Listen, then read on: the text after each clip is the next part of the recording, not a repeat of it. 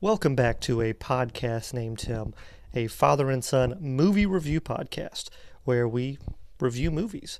Not necessarily a line by line review or certainly not a film critic style review, despite the snobby film critic dress. We discuss three movies each week where we have a main feature and then basically a movie to complement it that we each select. We're available everywhere podcasts are. That means if you have iTunes, Stitcher, Anchor, Spotify, Castbox, etc., you can subscribe to us on those digital platforms in your audio platform of choice. So please do rate and review this on the podcast platform that you use, and also please do subscribe there and here for the YouTube channel.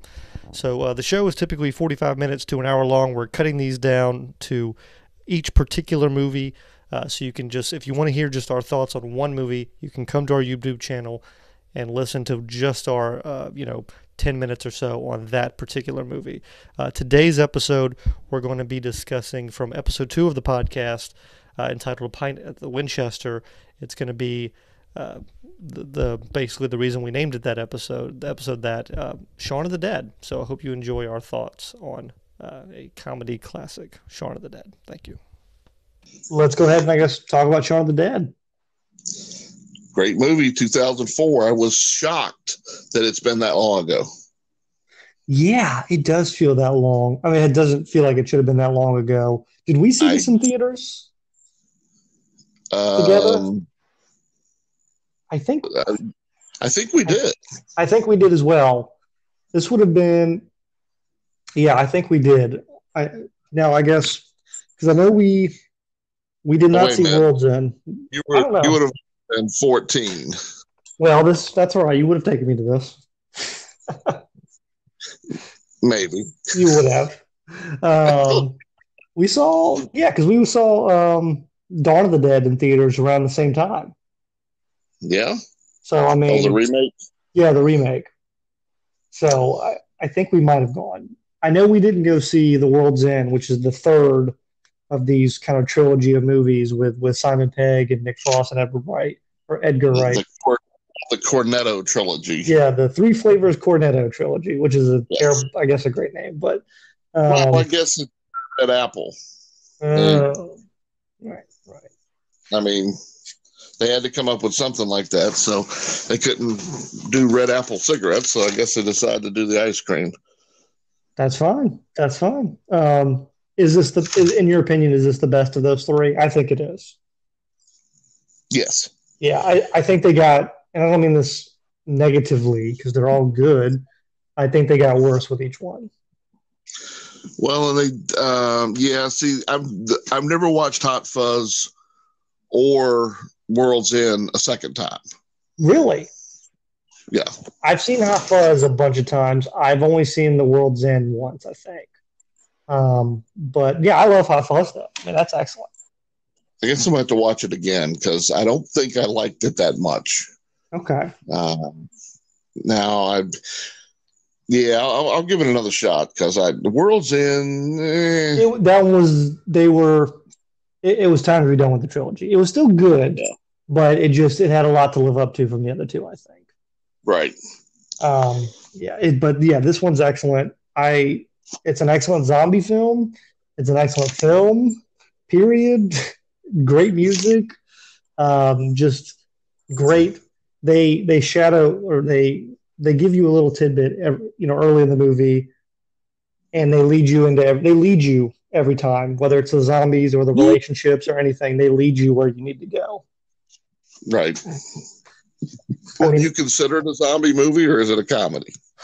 It's a zombie movie. Yeah, it's a comedy. I mean, you can be a mockery of a genre of movie and still be that genre of movie at the same time. Well, yeah. They definitely love George Romero. Yes. So apparently, I think Land of the Dead, which I've never seen, Edgar Wright and Simon Pegg, are both in it as zombies. Yeah, and I've never seen that one. They're the photo booth zombies. Oh, okay. See, I never saw They Land of the actually Dead. had, yeah, they actually had a photo booth that you could take pictures with, and they were the two zombies in that. Well, apparently Romero asked them to do larger roles, but they begged him to be zombies. So, which makes sense. If I was going to be in a George A. Romero movie, I would want to be a zombie as well. I love the fact that the someone had to explain. They had to explain to George Romero the "We're coming to get you, Barbara" joke. Oh yeah, yeah, yeah. You didn't get that? He didn't get that supposedly. It's on the net. I mean, it's like one of the biggest lines from your classic movie, and yeah, that's supposedly that went right over his head. He didn't get it. Okay. So, yeah, I don't know. I also watched. I went ahead. It was made. It was remade a couple times. It was made in Juan of the Dead. Mm-hmm. Yeah, that's terrible. Okay. It's nothing like. I don't really understand exactly how this resembled Shaun of the Dead, except for it had kind of. He had a fat friend loser, and he killed zombies. But other than that, there's nothing. It's not. It's called Juan of the Dead. It's a Cuban film, Mm-hmm. and it's remade in Singapore Yes. also. And that one I haven't been able to find yet. I have not seen either one. I have heard of them, but I've not seen either one of them. Did you see its release titles in Spain and Russia? No. In Spain, it was Zombies Party, which was okay. I was fine with that. Okay. Russia, I'm not understanding. It was released with the poster saying a zombie named Shaun. But Shaun. I actually like that. I actually like that name though. But he's not a zombie. He isn't. Well, actually, I will correct you. He is a zombie. He is. Yes, he is living his life. He's on the track. It's very artsy at that point, but he is a zombie. I didn't know we were going to be metaphoric. Yes, I mean, that's the point of the movie. Here's the sad part of the movie. There are people that with elections or hurricanes or anything that's like on the news, there are people that you and I both know who would not know the zombie apocalypse was happening. Well, yeah. I mean, that's the sad part about this is that there are actually people who would be walking to work that day, and would just be blinders on, not knowing what's going on, and would be attacked. This is actually a legitimate scenario. There are people like this that exist. There were several of them that did a 5K last week, and I'm not going to say. Yeah, no comments. No comments. Yeah. Did you like the original title that they wrote it under? What was that? Tea Time of the Dead. No, I like a zombie named Shaun because it's kind of like a podcast named Tim. It's very similar. We should like that. Nah, I'm not gonna go on that. Well, it came from an episode of Spaced. Yes, I saw, and I've never seen Spaced. I don't know if you have. Well, I'm wanting to. I'm 5 episodes in. Okay. I understand why if you were British, you would completely love this movie 1,000 times more than us, because all of the Romero jokes we get the things that are for everyone, but there are so many jokes from Spaced that we just don't. I don't understand at all. They totally went over my head. Of course, all the friends that they meet that cross over the universe. That's the complete cast of Spaced there, pretty much. Okay.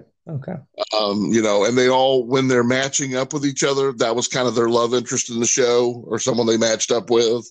So yeah, it's ridiculous of the jokes. The zombie biker that's got the helmet on, he played a bike messenger in Spaced. Okay. So there's just a ton of things. So yeah, it's available on Prime. Oh, is it? Okay. Okay. and I believe it's on Hulu too. And it's very short. I heard that it was such a great series. It's only 2 seasons, and they're only like 7 episodes apiece. Oh yeah, that's nothing. But apparently, yeah, it was a big deal. Simon Pegg is brilliant in it. He's hilarious. Nick Frost didn't really. I don't. I'm not really enjoying him in it. It's kind of weird, but Simon Pegg's great in it. I'll have to check that out then, especially since it's so, me, my commitment to watching television. I can Yeah. do movies. I love movies. I'm in 2 hours, 2.5 hours max. I can't do TV.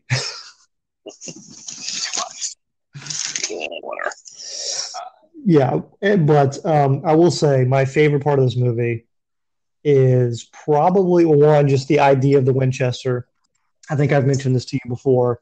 I have a romantic dream and a fantasy that I want to live in, which is me being a regular somewhere. I don't care where. I just want to be a regular. I want to have a Cheers. I want to have a Winchester. I want to have a bar that I can go to, and I know everyone, and they all know me, and just I want that. That's like a goal of my life.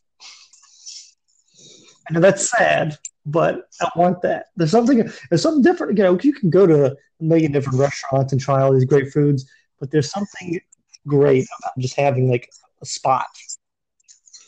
Well, yeah. So I like to serve to already know what I want to drink, and they already bring it. We kind of have that. We have Peking. They know what we want.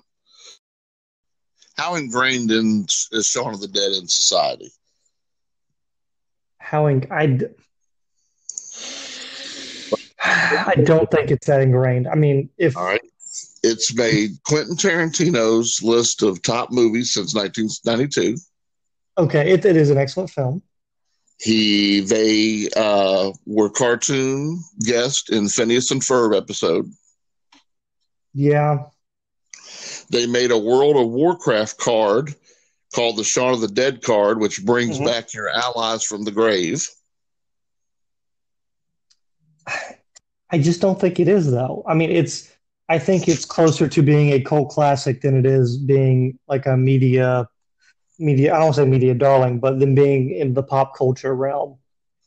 I just to me, when people think of zombie movies, which is Yeah. again what I consider this, I don't think this is their first thought. I think they're coming for you, Barbara. Is their their first thought? Night of the Living Dead and George A. Romero, and I think it's always going to be, and maybe that's this might be number 3 or 4 on what people think of from zombie list. But when people say zombie movies, I think they think of Romero first, obviously. I mean, it was made for $6 million. That's it. And it made a lot of money. I mean, and I think a lot of that was securing rights to music and all, because that cost a fortune. Yeah, they had what 2 or 3 Queen songs in it. Yeah. So that's probably not cheap. Would be my guess on that. Chicago song. Every one of the records that they mentioned before they broke them, they had to secure the rights to that album to even mention it. Yeah, they probably. I mean, it's an excellent film. I will say, what is your favorite part of the movie? Favorite part of the movie. That's changed over the years. Okay. At one time, I absolutely loved when they were throwing the records at them, as we just mentioned. Right. That was great. I liked when they actually, believe it or not, the whole Winchester scene I don't care for, whether that's the point of the movie, is to get to the Winchester. I liked the Doctor Who reference. Mm-hmm. Did you catch the Doctor Who reference? Which one? Where? What was it? He calls Liz's loft the TARDIS because it's bigger on the inside. Oh, I did not catch that. I should have. I just watched it literally last night again, just in prep, but I did not catch that. I did catch other things that I had not caught before, but it was kind of surprising that being a British horror movie, it was pretty low on the fuck meter. They only said it 77 times. Well, they used the C word. Well, that's British. They have to use that. They use that at breakfast. So that's true. That's true. I think it's actually early in the movie. It's like one of the opening things. Yeah, I mean, it's on the Scarface meter. Scarface used it 207 times. Okay. which people think is like a lot. It's really not. Scarface is really way down. Scarface, people always mention Scarface at, and like I said, it only comes at 207. All the Tarantino movies are far more than that. Oh yeah, Uh, yeah. the Wolf of Wall Street was 569, Wow. which is just, the worst. Do you know what the worst is? No. It's called SwearNet. So it was No. actually meant to try to capture it. There was a documentary back in the early 2000s, which was actually called Fuck, but it's not that many. It only came in at like 857. SwearNet, yeah, SwearNet was made. It's the cast of Trailer Park Boys. I hate that show, but okay. I've never seen it. I've tried. I can't. Yeah. It's on my list to try. What it's them playing themselves, and they're sick of society censoring them, so they've decided to make a censor-free internet, and it comes in at 935. Nice. And this is a less than 2 hour movie. Wow. Okay. So, yeah, I don't think I would try that. No, that's not for me. I will say my two favorite parts. One, I just love the scene, which I think it's probably the most iconic scene, I guess, from the movie. He walks to the convenience store pre-zombies, and he Yes. walks to the convenience store post-zombies. Just those two scenes matched up is just some of the best. Well, I love when he slips in the blood. Yeah, it's just excellent. It does a great job of telling us, the audience, what is going on. While at the same time, it's the point of the movie. Those two scenes are just the point of the movie. Period. I love the opening sequence.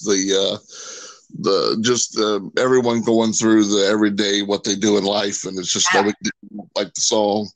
Yeah. Now I have if you remember from last episode, which is everyone's hint to either watch last episode or go back and watch it. I said I have like a weird mental thing as far as the Planet of the Apes and my association with it with the Wrath of Khan. I had another one with this movie that I've always had. And it's not a bad one. It's just the stepdad. I don't know his actual name actor-wise, but the stepdad. This came out, I think, shortly after Underworld did. Oh, you talking about Philip? Who is it? Philip, isn't it? Yeah, Philip. Every time I see Philip, I can't not think of Underworld.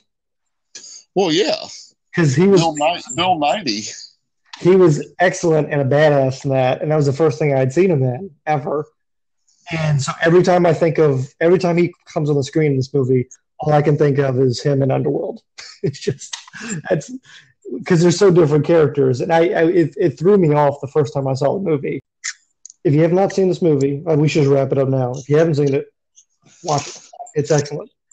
It's a great film. It's a great comedy. It's a great zombie film. It's just good all around. I don't have any other additional thoughts.